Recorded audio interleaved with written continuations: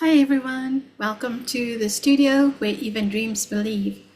So today we are going to look at watercolor, and I am still working on my challenge with all the other artists. I can't wait. We are so excited for the launch, and I hope that you will also be there at the launch.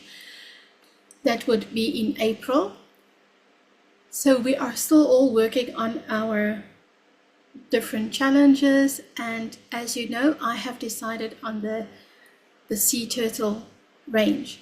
Today I would like to do a sea turtle, but it's not for that for that challenge. Okay, so let me share my screen and let's get started. Miss Floof has decided to grace us with her presence today, although she's turned her back on me. So let's see how long that lasts. All right. I hope you are all well, and I hope that you've had a fantastic week and that everything has been okay for you. I would love it if you would be a subscriber, and if you could also like and share this video. All right. Okay. So my setup over here, you can see it is a little bit warm today, so I have got the fan going. That's why you would see the movement. So the picture that I want to do today is from these two sketches that I've made. As you can see here behind me, I still have got all my paraphernalia. You can't really see, but I still have got all my sea turtle drawings and sketches up around me because I'm still busy with my challenge. But today I'm using a larger paper, and it's also a 300 gram, and it's a watercolor pad. So I just thought maybe there is a collector that would like to have an additional watercolor, or maybe I like it and I want to keep it for my private collection. So let's see what we can do. Okay, so here I just have my graphite. I thought I would just use my graphite stick today. So what I have done, do you remember when we were in school many moons ago, when we wanted to trace something? If you have got a drawing on the one side and you turn it over and you trace the other side, then it can give you an indication of where your marks are on the paper, and it will assist with your drawing. Why not, I say? Okay, so some artists uses amazing things like overhead projectors to project an image while they sketch. There's no problem with that. Okay, anything goes. Anything that can help you to make a quicker sketch, or even to have consistency. If you want to have 10 similar sketches or 10 similar paintings and you do something like this, go for it. Okay. So over here, I have started very lightly. I've done this when I set up here. I just want to see, yes, I would be able to see from that. I will plonk this here so that I just have that as a reference for myself. Okay, so now let's see here. Oops, I don't want to move the whole page. All right. We start with this one. So I've angled as if the smaller turtle is, I angled them so as if it's a sea chase. Okay, so they are playing in the water. The one turtle is chasing the other turtle. I just want to have some indication here.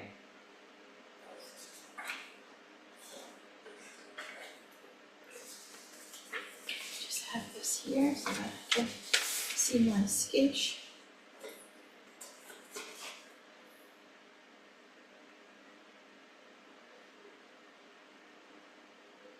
I hope you can see. Okay, you can more or less see. I can just move that. Okay. So what I want to do with this graphite stick, or if I use a pencil, just to have an indication of where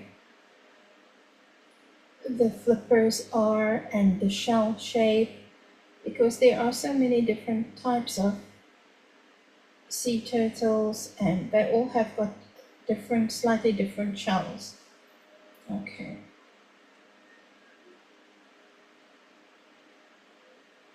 Okay, so there I have got the basic shape of this one. I'm happy with that.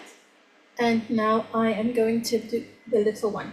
Now in this picture, the little one is facing that way. It's looking quite angry, actually. But if you turn it this way, the other side, it's looking very cute. Okay, so I've used this one for this side.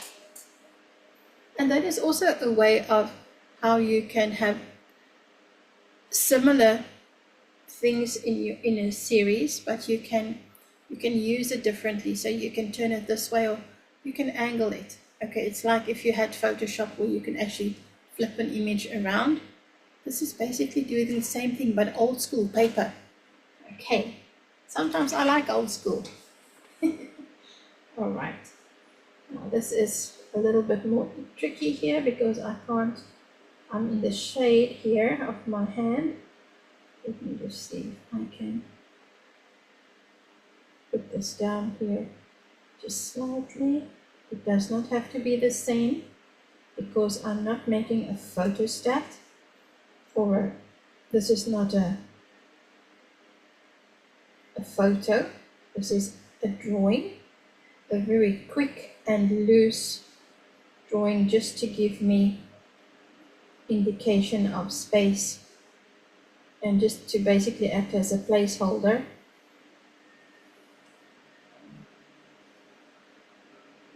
Okay, and there's the eye, the beak.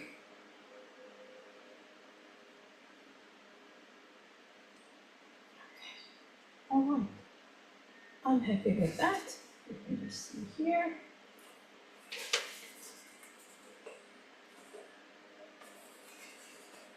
Okay, all right. And this is just a graphite stick that I used. Okay, it's just a normal graphite stick. It's not the water soluble, so this one would not come off when I apply water on it. So now the next step is masking fluid. So where did we put the stinky stuff? Let me just find it here quickly. Oh, that is going to be interesting. If I can't find my masking fluid, hold on 1 second, people. Here it is. I found it. Crisis averted. Okay, let me see. I don't really want to use a brush with it because this stuff really messes up your brushes. Okay, and it stinks. So I've got a fan over here, and the big fan is on also at the back. So let me move this out of the way. Let me show you this one. This is just, I visited a very, very beautiful small town in the Klein Karoo, the little Karoo in our country. And it is also still part of the Western Cape. And this is a little town of Van Beeksdorp. And I took a few pictures while I was walking through the town. And this little one spoke to me. So I painted this with one of my art students from Russia.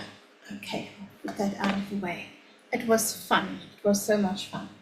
Okay, so now I am going to use this. I use a toothpick with my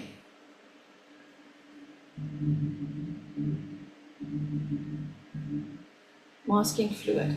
Okay, I hope you can't hear that noise. I'm hearing a noise coming from somewhere and I'm not sure what it is. It's not here. Maybe someone is busy doing something outside, so I really hope that you can't hear it. Okay, it's a strange noise.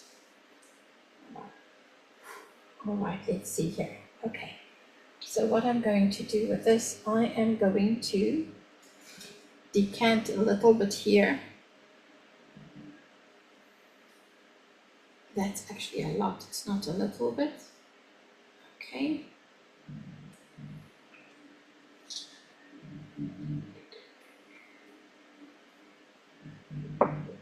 Okay, so now the main aim for using the masking fluid is to keep space for the white. Okay, so if I now think in my mind what I'm seeing in this picture, the water is shallowish, it's nearly clear, and the sun is reflecting on the top of the water, which means it also reflects on the sea sand, the sea floor. Okay, so we will see a similar reflection to what we see in the top, we will see on the sea floor. What we will also use it for is just to keep space on the tortoise's shell, okay, so that we can see the indication of where the markings on the shell is. All right, so now when we use masking fluid, it has to dry. It takes about 30 to 45 minutes to dry, depending on how hot it is. And let's see. So we will come back to this video. Maybe I'll do a next video so we can just talk about the preparation here. So I am just drawing little marks here, like diamond shaped marks.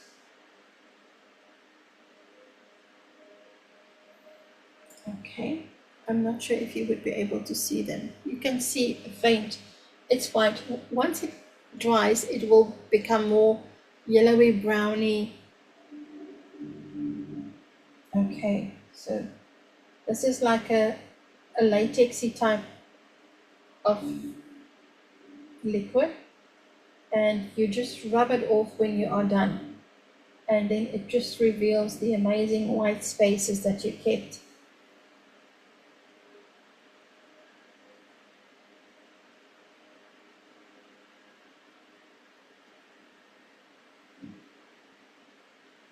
And I'm just making an indication of where the whites would be. And sometimes it's a thicker mark, sometimes it's a very fine mark. I might use it with a brush just now, but I will see which brush I can sacrifice then for that, because then your brushes never really recover after using it with masking fluid.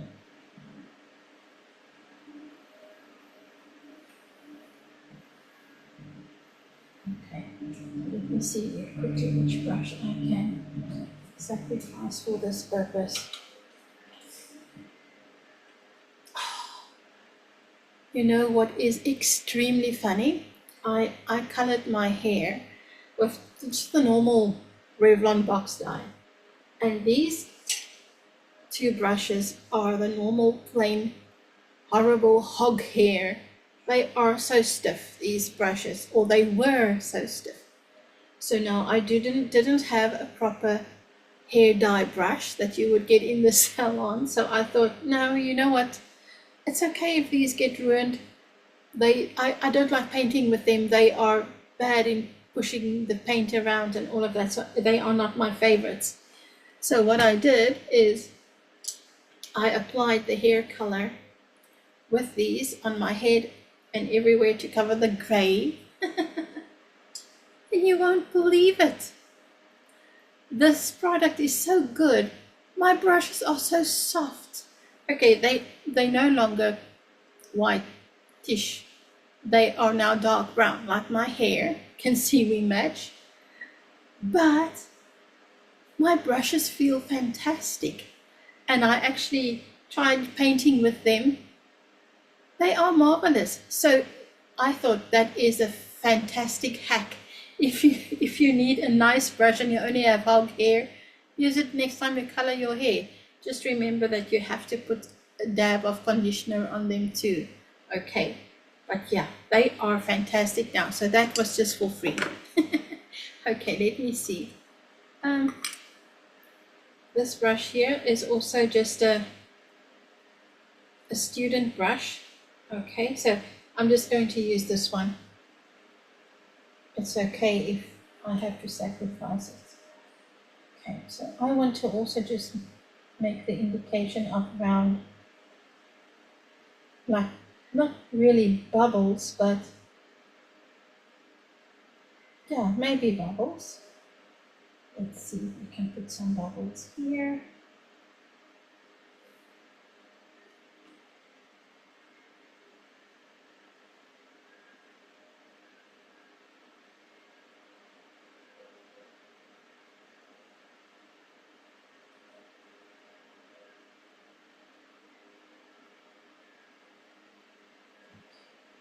I'm sure you can see already the color changing starting to take place over here.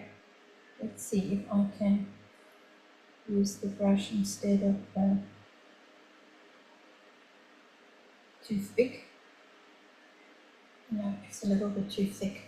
Okay, so now let's just see here. I want to make the indication here of the spaces I want to keep white on the tortoise shell.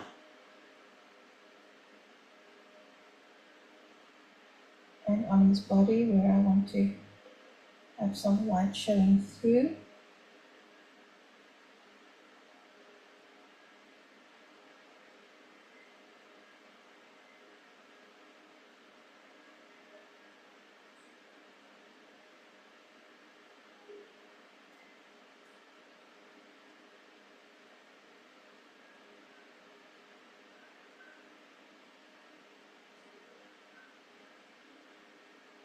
Okay, and this one.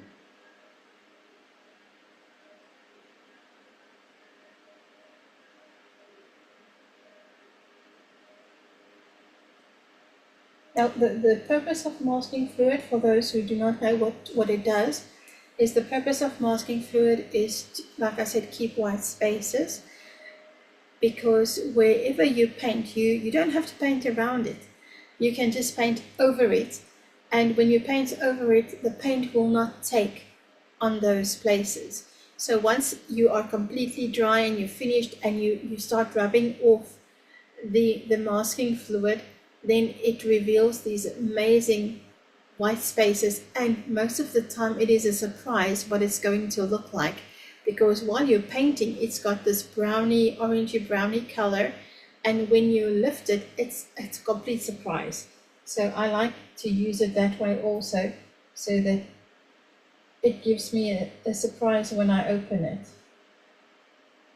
And of course, if you find that you've left too many white spaces, it's easily fixable, because you can just go in with your paint again and just add some more paint.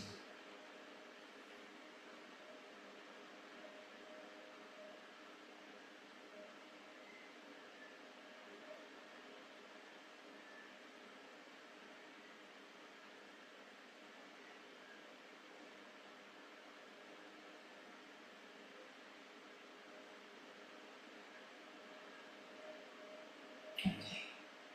All right, now what am I going to do with this brush? Let's see.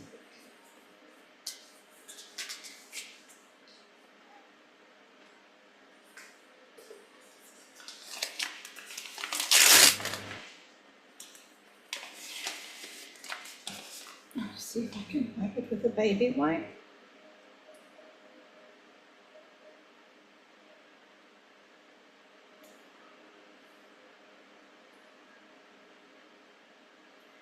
It's already stuck together. That's why you can't use a brush that you're precious about if you want to use masking fluid. So now this come on dry in this position, and then it would be my masking fluid brush.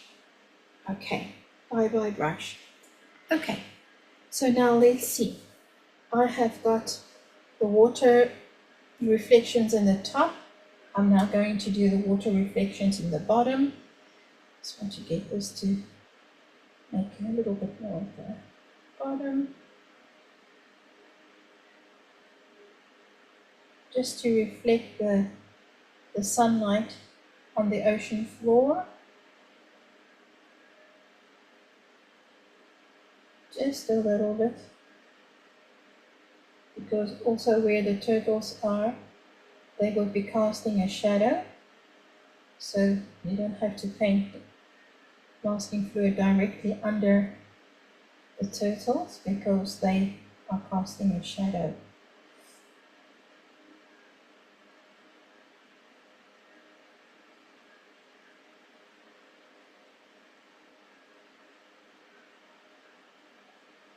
It also depends on how high your turtles are swimming from the ocean floor. The closer they are to the ocean floor, the more prominent the shadow would be. The higher they are, the less prominent it would be. Okay, so this one here is a little bit higher on that side. To this side here, the turtle would have a little bit more shadow if this is very close to the ocean floor. This one here, I imagine my light source from here, so this one here will have the shadow close to the ocean floor. So I'm just concentrating now here on the area, a little bit of area in between.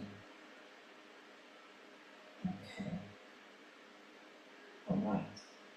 Okay, so now let's see if we can just add a few. Let me quickly draw in a little bit of seaweed or something here on this side. Do I want to? Let me think quickly. No, I'm not going to add it. Okay. It was a snappy decision. If I really find I'm missing something, I can always add it in later, so it's not an issue. Okay, all right. So I'm going to leave this here to dry for a little bit. Let me just see if I can show you a little bit more of a close-up. There you can see the outline, and you can also see the bottom part where the masking fluid is still whitish, and then you can see what I mean by the color change. As it's starting to dry, it changes color. All right, okay, so now while that is drying a little bit, let me take a few minutes just to just speak again of why I have this channel and just a little bit about me so that you remember. Okay, so I am an empty nester, and in the pandemic, everything happened at the same time. So the industry that I was in closed at that time. I was in the wine industry in South Africa. It closed down. The wine farm I managed closed down permanently. Unfortunately, the owner passed away. It was very, very sad. And yes, it just closed. It was a boutique farm.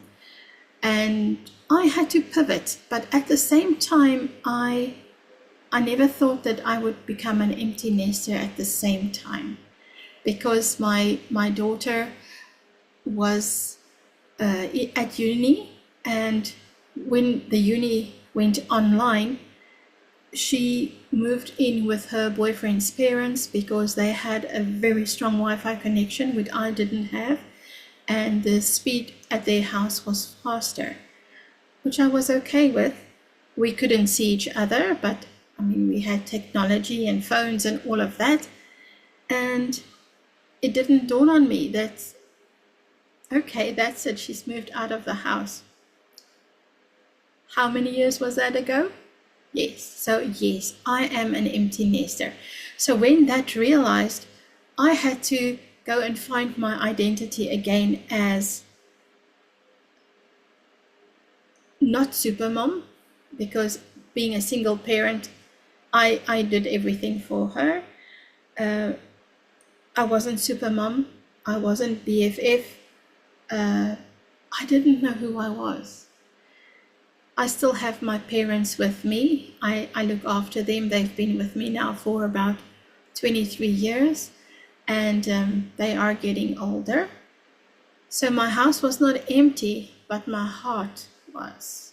And there are days, I will not lie, where my heart still gets very, very empty.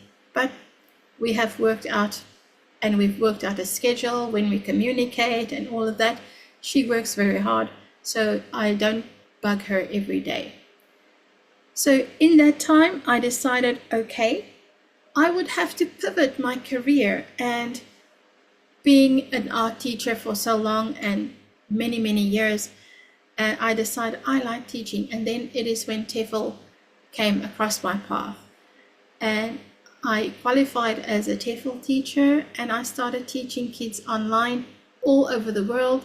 I have a few adults that I teach also, and I absolutely love it.